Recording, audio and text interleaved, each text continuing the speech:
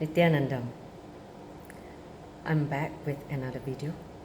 This video is all about the need for mental clarity, and I'll also be giving a technique how to put yourself to the state of mental clarity at the end of the video. So let's come back to the need, why we need mental clarity.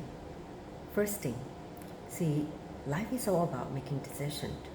At different juncture in our life, we have to make life-changing decisions. Decision that affects our future, whether for the good or for the worse. When you have mental clarity, without the disturbances of the past or without the confusion, the decision that you make in those critical life-changing moments, you will be able to make that decision with confidence as well as with clarity and the courage to jump what you need to do for the shift to happen in your life. When you don't have mental clarity, what happens is, if it turns out to be a bad decision, you will live to regret, or you live in guilt, or the worst thing that you fall into depression. Sometimes you're not able to forgive yourself, that you started to hate yourself, all kinds of negative emotions which are not necessary. So with mental clarity, you will not be making decisions in the utter confusion or affected by your fear and greed or external factors. So that is one thing why we need mental clarity. The other thing is, the second reason why mental clarity is needed, that is because we need to see things as it is, rather than behaving or responding from the default response coming from this reactive mind. See, we have a mind which has been developed by certain conditioning, by our likes, dislike, our fear, greed, all the different conditionings, by family, by society, and by ourselves. So all these conditionings affects the way how we process the reality. So when you don't have mental clarity, you'll be responding every new situation with the past patterns, the past hangover, the dust settling in your inner space from the past and affecting your present moment, ability to see things. And again, you respond in a similar way and project the same old past into the future. That when that happens, it means you will be constantly attracting the similar situation to your life or the similar types of people in your life, creating the same kind of bondage or suffering. So mental clarity is to have the freedom to move away from that reactive mind. When you are able to have mental clarity, it creates a gap between your reactive mind and your consciousness. If you are able to establish yourself in the consciousness, you'll be able to see how the mind will tend to respond due to certain mental patterns and certain thought currents, thought patterns. Then you know how you can actually decide what is the best decision. That gap, that freedom to be able to see things as it is and not respond to the default way of making decisions, comes only when you have mental clarity. The freedom is what we need to decide not to reproduce the same old past into the future. So these are the two main reasons why mental clarity is needed. It is not a luxury anymore.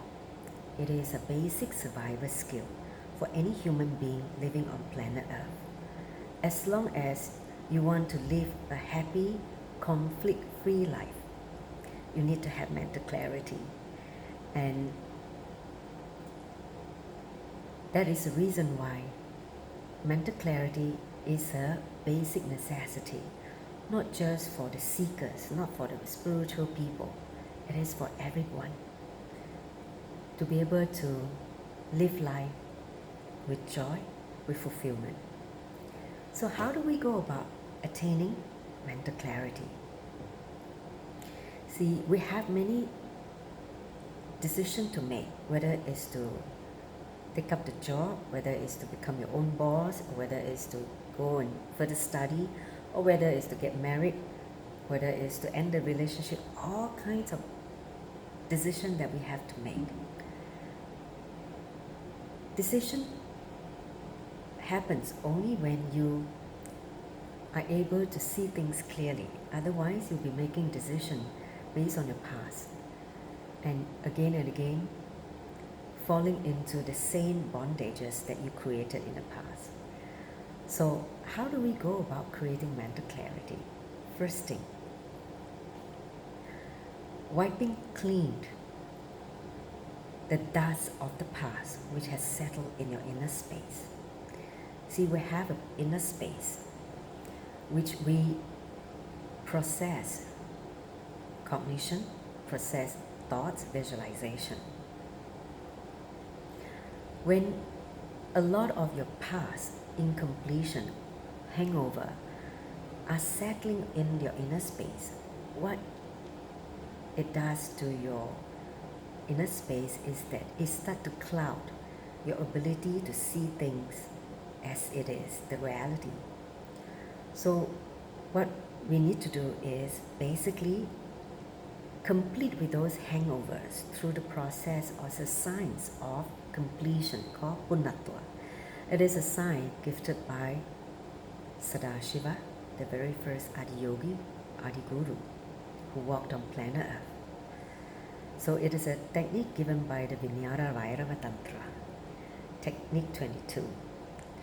And in that technique, he gives how to go about completing your past hangover, which has settled into your inner space, by relieving those past from your inner space, those incompletion or the imagined memories of the past. So that all need to be cleaned up from your inner space so that you can see things clearly as it is. So that's the first thing. The second thing that we need to do is to become discerning, aware of what are our lifestyle habits. See, you need to understand that the way how we cognize, the way how we think, everything is nothing but affected by the chemistry. The chemistry of the brain and the body affects how you feel, how you process information. And these chemistry are affected by a few things. One, your diet. What you put inside your mouth into this whole body matters. If you are constantly eating impure food that are laden with toxin, chemicals, additives, all those things that are not natural, which has lost its nutrients, the natural nutrients, affects the functioning of the body chemistry, your hormone level, all the different level of chemistry. So diet is one major important component that you need to start to become aware. So in the Vedic tradition, we eat only sattvic food, meaning food that is balanced, that nourishes the body. Food that are tamasic, that creates dullness and the lethargy in you, impure food like meat, preserved food, or food that are rajasic in nature, highly stimulating. These food include the caffeine like coffee, some high quality spices or alcohol. Those food that pull you this way in dullness or highly stimulated should be avoided if you want mental clarity. So get back to the lifestyle habit of eating only sattvic food. So that is another thing in regards to lifestyle habit. The other thing that also a big part of your lifestyle habit is your spiritual routine, what you do on a daily basis, which again put you back to this state of mental clarity, such as yoga, awareness, in your breathing, like pranayama, ability to sit with yourself, doing certain kriyas, all that spiritual routine, even offering of gratitude, devotion to your Ishtadevata, the divinity or the form which connects you to the formless. So all that spiritual routine matters because it really put you again to the high state of frequency and also chemical balance, tuning your biology. The biological tuning in the whole body is what is needed in the morning spiritual routine, whether it's yoga, kriya, pranayama, and all that helps in bringing you back to a balanced chemical composition in the body. So next, which is also important component to bring about mental clarity, is basically your ability to sit with yourself. See, when you don't have time or do not have the patience to sit with yourself, how can you have mental clarity? The ability to sit with yourself is needed to be able to see things as it is. Many people do not have this patience or basically dare to sit with oneself because of so many dust or cobwebs, I call, sitting inside or incompletion. It's like literally opening a Pandora box and you see all the worms and cobwebs inside and you just cannot handle it. So the completion process, which I mentioned earlier on, helps to clean up that. And when you create more and more completion in your inner space, bringing more and more, clearing all the dust, you will have ability to sit with yourself, ability to listen to your heart. Listening to your heart is needed to bring about mental clarity because you need to know why you have come, assume this body. You need to know what you're here to do. You need to know what inspires you, what bio-memory you come down with to manifest a different reality, to live a life as you want. So that comes only when you start to sit with yourself more and more with mental clarity. So the next thing, which is basically, I want to give you a Nitik Kriya, a Kriya which is gifted by my Guru. His name is Bhagavan Sri Nityananda Paramashivan. He is a living incarnation in this modern time. Extraordinary beings filled with compassion, love for the whole and humanity. So this is the Kriya which I have practiced and also shared with a lot of my students and clients. It's a very powerful Kriya, such powerful Kriya to straight away put you in the state of no-mind zone and gives you a state of restful awareness where you can bring about an experience of mental clarity and emotional stability. So basically, this Kriya comprises 4 steps. The first step is you need to sit in a certain yogic posture called Vajrasana. Basically seated in a kneel down position on the heels.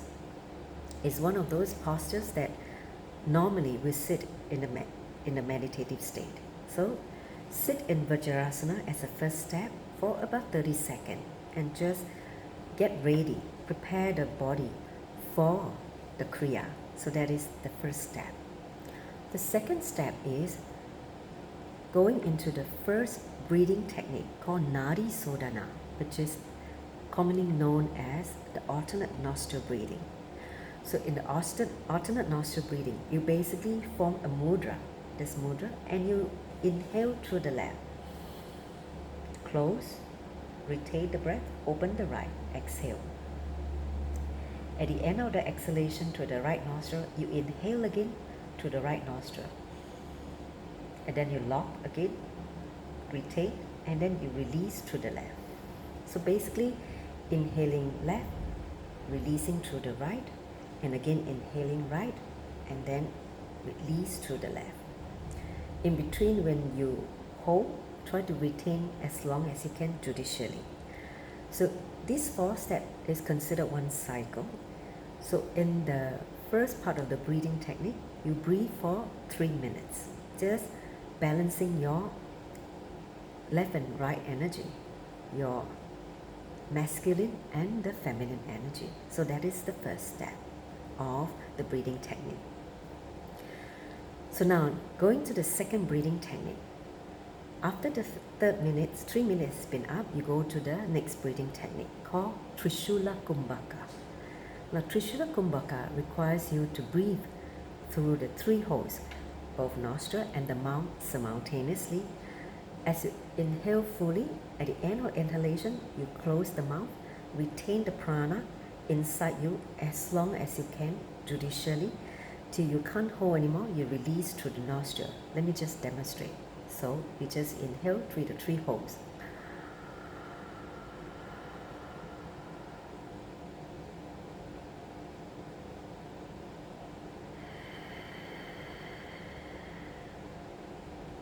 So you breathe in this fashion for 7 minutes.